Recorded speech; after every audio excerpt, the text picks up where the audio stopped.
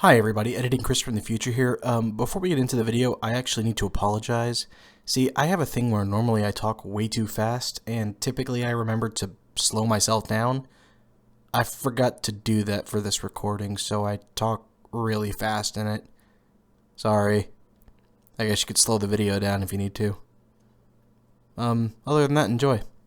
Yo, dudes and dudettes, what's going on with y'all? This week I decided to see whatever it is Stephen King put out recently and attack it. You know, if you've been here for a while, I have this weird relationship with King where I both respect him and can't stand him. This is a very odd stance because he does have a lot of talent as a writer, but he also has a lot of bad takes, endorsements, and attitude towards certain things. So let's dive on into this thing. Spoilers abound, so skip to me final thoughts if you want to avoid plot details. So, this book opens up on Charlie Reed, who spends a long time going on about the start of this story of his. Now, King is one of the few people who can actually get away with crap like this, because most publishers would tell an author to condense or cut things like this, but not only does it not exactly serve the story, it comes off as an author whining about how hard writing is, and therefore you shouldn't complain about the backstory. Like, lampshading does not make you right. That being said, I don't think the story actually needed said preamble, because it delves into an engaging story, and I'll be honest, it's good.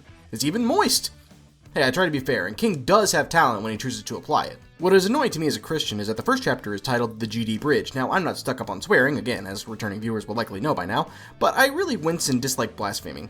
And this phrase is said about 30 times in the first couple pages, and I really hope you love it because King is convinced he hit a gold mine and it's not going away.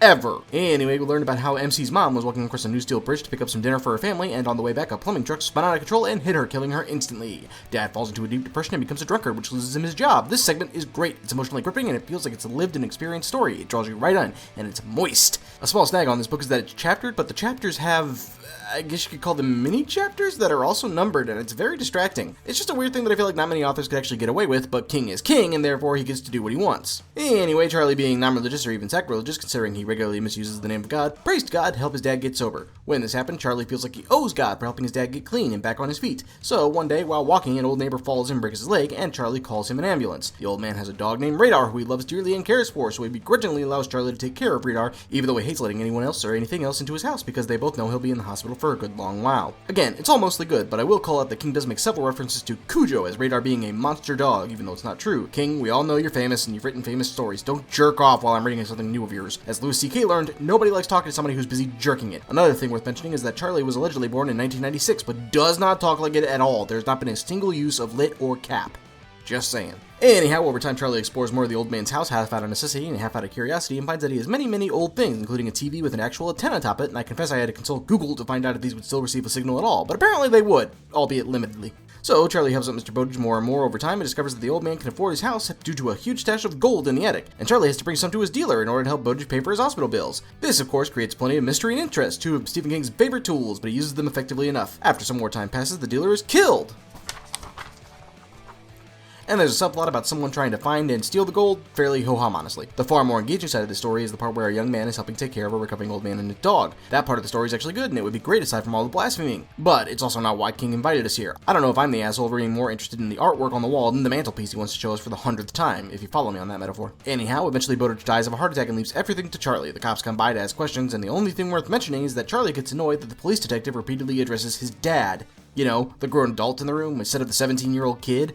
At the end, he even thinks of the line, "Sometimes I understand why women get pissed off." Oh, wow, now I see what the antenna was for. It's because the virtue signaling is coming in clear as a fucking bell. We call it the virtue signal.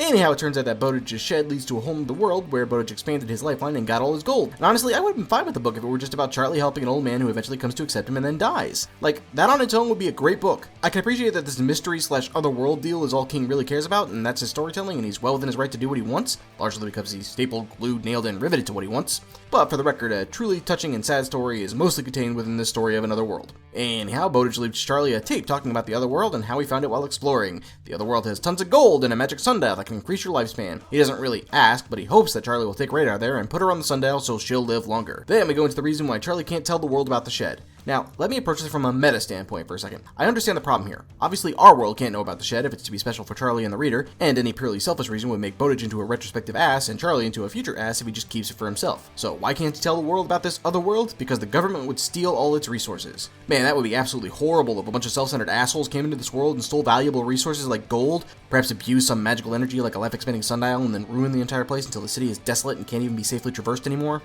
Man, that would really be a dick move. Quick, King, make the plot holes bigger. This train wreck won't fit through them yet. No, this is another instance of the virtue signal coming up, and it forcibly reminds me of the reason that I unfollowed King on Twitter. Love when he talks about writing, hate when he talks about politics or world events.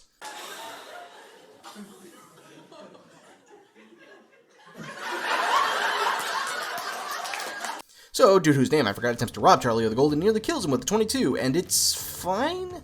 I mean, it's not bad, but it also doesn't carry half the weight that it should, largely because Charlie has no character. You can't like him or hate him because there's nothing to like or hate. He is there and he does things. He ends up disarming and breaking the robber's hand and steals his gun. And then we move on as if nothing of consequence happened because it didn't really. So Charlie decides that Doggo must be turned young, and I have to ask, to what end? Like, okay, yes, we all want to save the pupper. I doubt anyone would disagree with that, but like, how long do you keep that going? Is the dog just going to live forever, be repeatedly brought back to a super dangerous place when she gets so old that she's on death's door, just to suddenly be brought back to the prime of her life, and one by one all the people she loves and cares for passes by as she, the immortal dog, lives on? Is that what this is? Because that's not even scary, that's just dark and weird. Before Charlie heads down, he decides to make sure that no one suspects he's visiting another world in an old man's tool shed, and so he calls his friend pretending to have left town and asks him to put a padlock on the shed. There's a point later on where Charlie considers that he might have to smash the door back open if he goes back early, but like, you'll have to do that regardless, right? Because if you come back today or you come back next week, lock is still locked. This is stupid. What you said is stupid. So Charlie explores the other world and finds out that the people there are cursed by something. The royal family that were good people each lost one of their senses. The beautiful princess has no mouth, and I only mention her specifically because it comes up lightly later. And now the city is evil. I realize it sounds like I'm skipping over a lot of stuff, but you'd be surprised how little I'm actually jumping past here. King says an awful lot about this place, but explains absolutely nothing. It's maddening. The most we get is some sort of theory that all stories either come to or from this place. It's only touched on, and once again, it goes nowhere. Why do you write it like this? It isn't intriguing at this point, it's annoying. I'm not asking for your version of the Silmarillion here, but one character's cohesive story would be nice at least. With the help of several good people, all of whom instantly love him, Charlie and Radar manage to reach the sundial and turn Radar young again. Then there's a moment's panic where Charlie feels that she'll be stuck turning younger and younger until she's a puppy, and then nothing, according to King. Honestly, Jaden did it better. Let's pretend there's a fountain of youth somewhere. Let's pretend that's a real thing. Do you think if you sit in it for too long, you'll eventually just turn into your mom and dad because before you became a human baby, that's how you originated? If you wait even longer, do you become your grandparents? But he does get her off, and yay, Doggo is in the prime of Doggo life again. Editing Chris from the future here, I would like to apologize for the use of the phrase, he does get her off. I didn't think anything weird of it at the time, but now that I'm editing it, it was a weird choice. We will literally never consider the fact that our owner is dead. We are done with the emotional weight, and it will not return. So, on the way out, Charlie is captured by an undead army and put into the prison with a ton of people, way too numerous to even begin to remember or write about. Honestly, because most of them have no character at all. And then, something weird happens. Chris, it's a Stephen King book. No, I know, it's weird even for that. There's several references to a prince who was promised, and princes in this world have blonde hair and blue eyes. Wow, literal Aryan elitism from a virtue signaler, the irony. And Charlie starts turning into the promised prince that he believes he is, like his hair turns blonde and his eyes turn blue, and the other prisoners have to hide the sack with magic hair dye that apparently they have. This is very weird, and I'm not sure why it's even in here. Point being that the prisoners have to compete gladiator style, and the winner might just not die. Maybe, but probably not. The last fighter they find is an amazingly tough dude who basically tells Charlie that he's going to kill him no matter what, and of course Charlie beats him. Also, to skip ahead a bit, there's a point where in Charlie's imagination, I think, honestly it's pretty vague, this dude comes to him and says, I like you. And this forcibly reminded me of another Mary Sue. Not that you care, but I think you're okay. Can't say why. While in the prison, we get a flashback of Charlie to a childhood friend they bonded over horror novels, because they both love H.P. Lovecraft and didn't care for R.L. Stein. Now, this doesn't really fit for a jock character so very well, and I get the impression that this isn't in here because it's in line for Charlie to like Lovecraft and not Stein. I get the impression it's here because Stephen King likes Lovecraft and not Stein. Now, there's something to be said for putting yourself into your characters, but it still has to fit the character, and this little tidbit about Charlie's past and character literally affects nothing, and it will never be brought up again. But back to the story, Charlie gets a message from the royal family that he's befriending, and they launch a rescue mission. Then, after he's rescued, they about face so the princess with no mouth can help kill her brother who got super evil because he was made fun of as a child. Princess rips her mouth open, and in a classic bit of Stephen King grotesquerie, she yells at bro for being a dumb. Then super evil BBG comes out of a well, and Charlie defeats him by screaming his name. Oh, but it's like Rumpelstiltskin. That reminds me of another stupid defense for a horrible writing choice. And even if it were clever, it's very cringe and not at all satisfying. Then Charlie gets rejected by the princess in a very weird scene. Like, she loves him, but he's too young or wouldn't be happy in their world, or both, and their love came from nothing, meant nothing, and goes nowhere, so as to why it's a thing, I have no answer. Also, it's worth mentioning, there's a line in here that's really hardcore cringe. Part of the motif for the book is giving into your inner darkness. In fact, it's arguably the downfall of the royal family, and so while Charlie is busy doing his emotional damage, he thinks the phrase, "my dark prince liked the pain scream." Fuck, man. About to take some slashing damage, that was so edgy. This was all a book. At this point, that's really all I'm prepared to say about it. I don't I don't with any of this. It's a huge case of, Okay, but why though? at like every turn. The old dude is actually well over 100 years old. Okay, but why though? This shed has a world connected to every fairy tale ever told. Okay, but why though?